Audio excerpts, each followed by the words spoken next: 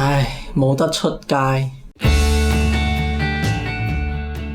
Hello， 大家好，今日想分享呢，點解好多人冇得出街嘅時候呢，喺屋企冇嘢做，會自然食得更多呢？雖然都飽咗，但係仲想揾嘢食，或者有啲人一食就食唔停，咁呢個就叫做借食消瘦或者暴食。尤其而家好多國家都有 MCO lockdown 咗，成日都韞喺屋企，好自然就會想食嘢啦。我有一個朋友，佢話喺 MCO 期間已經肥咗10kg啊。通常疫情呢個時間，好多人就買咗好多食物擺咗屋企，咁你見到嗰啲食物，你見到嗰啲 snacks，你就好自然想食噶啦。咁點解呢？其實都有好多原因啦。係如果你係一個 introvert 嘅人，即係你係比較內向嘅，咁而家冇得出街啦，你喺屋企24小時要對住你嘅仔女，要對住屋企人，咁就無端端冇咗自己嘅時間同埋空間。又唔係話你唔中意你屋企人啊，係你唔中意冇咗自己嘅時間啊。因為內向嘅人需要自己嘅時間同埋空間去 recharge 啦嘛。但係而家24小時韞喺屋企咧，就冇咗自己嘅空間啦。因為要24小時都同人相處。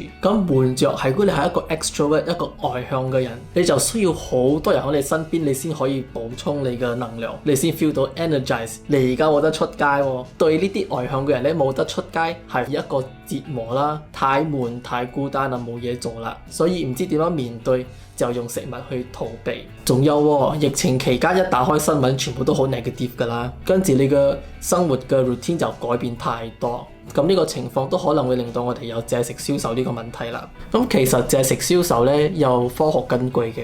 當我哋食好多糖同埋好多 refined carbs 嘅時候呢，我哋嘅身體會發出 dopamine。呢個 dopamine 會令到我哋開心啦。所以當我哋嬲、我哋擔心或者我哋驚，我哋會自然去揾出一個方法去俾我哋開心，有好多好同埋唔好嘅方法去處理你嘅心情啦。而食物咧係一個好方便嘅逃避方法，去換一個短暫嘅快樂，好嘅冇啦，係嘛？但係如果我哋依賴食物去俾我哋開心咧，長期嘅話係對我哋身體健康唔好，同埋我哋心靈健康都係唔好。如果你好似我咁樣都有借食消瘦嘅問題啊，或者會暴食啊，咁我今日分享3個方法走出呢個借食消瘦嘅惡性循環啦。第一，喐多啲，運動啊，做下啲 stretching 啊，做下家務啊，呢啲 movement 係幫你身體去喐動，因為我哋身體嘅 design 係去喐動。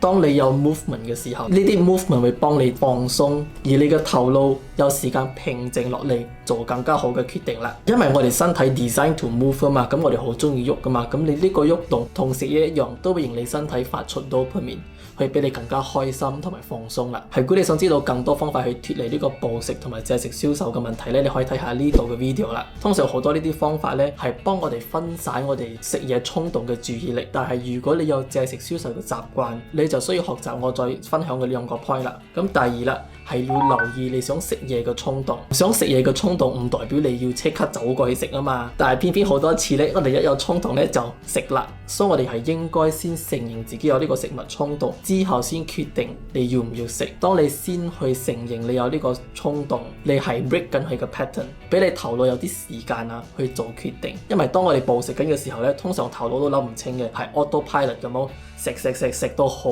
飽，你先知道，跟住先後悔。咁我一日入邊都有好多想食嘢嘅衝動，但係唔代表我每一個衝動都要去食嘢噶嘛。我以前就可能會咁啦，每一個衝動都日走去食嘢，所以我都好瘋狂嘅運動去燒翻我食嗰啲 calories 咯。咁 OK 啦，我而家留意我食嘢嘅衝動，但係留意咗之後，so what，我要做啲咩呢？所以第3，我要你用好奇心去取代批評。Example 啦，當你企喺雪櫃面前，你開嘅雪櫃門想炒嘢食嘅時候，你就諗到YouTube 個 John Health Coach 講過要留意食物嘅衝動喎。咁通常你留意咗，我哋會諗啲咩呢？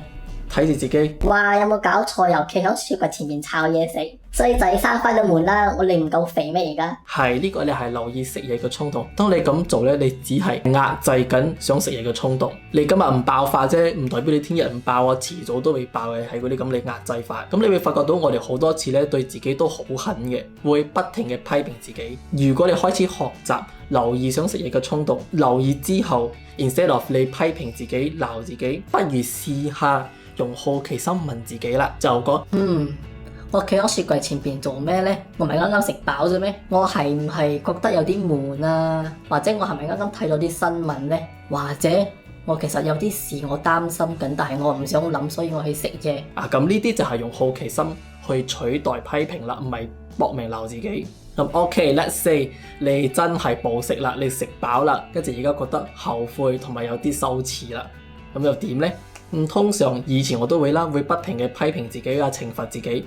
我以前就會，哇！我真係冇用啦，我一啲自制都冇，日日都忍唔住口。咁聽日我一定要跑1個鐘，運動1個鐘，之後再做100個 sit up，去燒晒我食嘅 calories。咁其實事情都過咗啦，你批評自己，你懲罰自己其實冇用㗎，反而你去懲罰自己做更多運動或者食更少呢，搞到你身體會反抗，所以你個暴食呢，同埋節食消瘦又會再翻嚟嘅。不妨試下用好奇心問下自己 ，Hello 自己，頭先你食飯係咪唔夠蛋白質同埋脂肪啊？搞到你而家坐緊血糖過山車，所以想暴食啦。血糖過山車係咩嘅呢？你可以睇下呢度嘅 video 啦，或者你可以問下自己，我頭先係咪食太低 calories 嘅嘢，所以我身體發出好多信號去叫我食更多。咁頭先我所俾嘅 example 叫外在智慧，係非常之重要，但係仲有一個比外在智慧更加重要，係我哋好多次忽略嘅呢，係內在智慧 your inner wisdom。咁內在智慧呢，係去學習聆聽你自己身體真正嘅需求。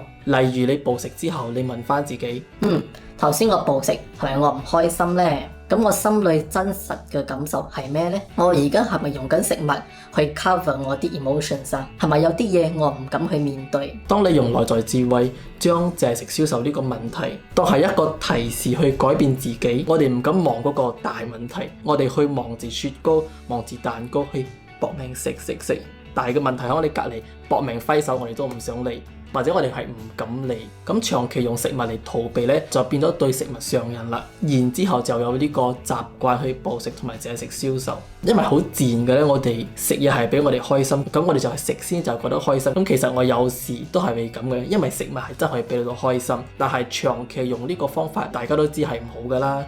講係容易，但係要去做呢就冇咁容易啦，因為呢啲壞習慣你中唔中意都好啦，都係多年累積出嚟嘅，咁梗係都需要多啲時間去學習同埋慢慢去改變啦，唔係一夜之間可以 change 到嘅。咁呢個都係我做健康教練嘅 passion， 我係幫我 clients 將外在智慧同埋內在智慧combine一齊，咁先可以達到真正嘅身心健康啦。如果你對我嘅1對1 coaching 有興趣嘅話，你可以用 Facebook 或者 Instagram 聯絡我啦。咁多謝大家嚟到我 channel 睇個 video 啦。如果你係第一次嚟到我 channel，你可以睇下呢邊嘅 video。我係一位健康教練，我係幫一啲唔想再用節食方法去減肥嘅人，去揾出適合自己嘅方法，可以 enjoy 食物之餘仲可以減重。我希望大家都可以努力掌握自己嘅健康，達到身心健康。